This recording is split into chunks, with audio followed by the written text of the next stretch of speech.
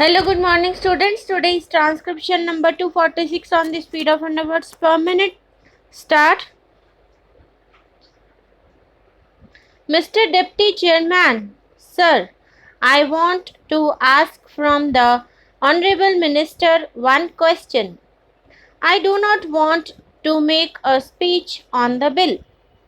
The Honorable Minister said that the entire general insurance business wanted these principal agents to continue. I agree that when the 1950 Act was passed by Parliament, they said that there was no need for these speculators and that ordinary agents could carry on the work.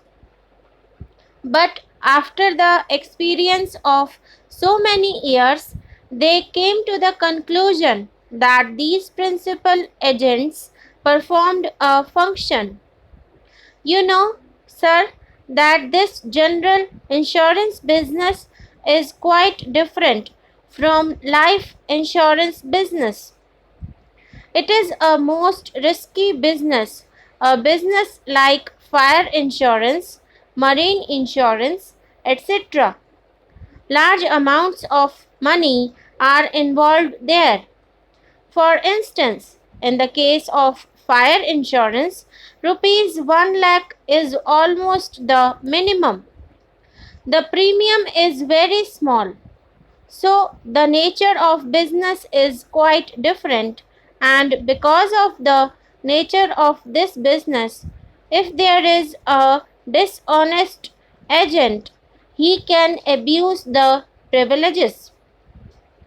As I said, sir, it is a matter of fire insurance and whether all the provisions of the contract have been fulfilled or not is not clearly stated.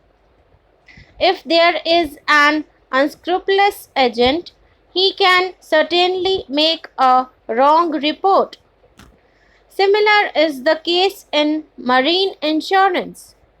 All sorts of goods come from foreign countries and they are insured. Then there is the inspection carried out. When inspection takes place, the agent is generally present. The principal agents used to be firms, recognized firms of some status as against an individual agent. These firms had a status, they had a capital, they had a background, and they used to employ 2 or 3 subsidiary agents to carry on the work. Naturally, these principal agents had an important place. I suppose, in regard to the Act of 1950, the Parliament, in its wisdom, came to the conclusion that principal agents might not be necessary, but there is the experience of 7 years.